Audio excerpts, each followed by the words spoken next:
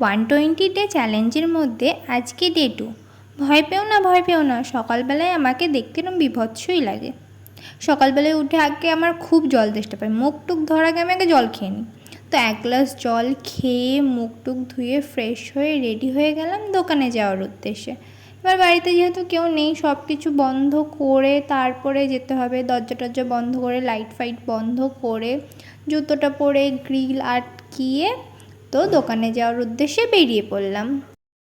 বাড়ির থেকে রাস্তায় বেরোলেই আমাদের দোকান। যেহেতু বাবা আজকে বাড়ি ছিল না, সেই কারণে মা আজকে সকাল সকাল উঠে কাজ টাজ সেরে নিজেই দোকান খুলেছে। দেন মা যেহেতু রান্নাবান্না করবে, বোন স্কুলে যাবে, তাই আমি দোকানে গিয়ে বসলাম, মা বাড়ি চলে আসলো। দোকানে বসার কিছুক্ষণ পরেই ঝমঝমিয়ে এত জোরে বৃষ্টি নামলো কি আর বলবো। দেন বাড়ি এসে লাঞ্চ করলাম। লাঞ্চে ছিল ভাত, পেঁপে দিয়ে আলু দিয়ে একটা তরকারি, ভেন্ডি ভাজা আর ডালটা দেখানো হয়নি বাই দ্য ওয়ে। দেন ঘুম টুম দিয়ে স্নান টান করে বেরিয়ে গেলাম পড়তে থেকে এসে বাড়িতে আবার একটা ব্যাচ পড়ানো ছিল, মানে 3জন বাচ্চা আর কি।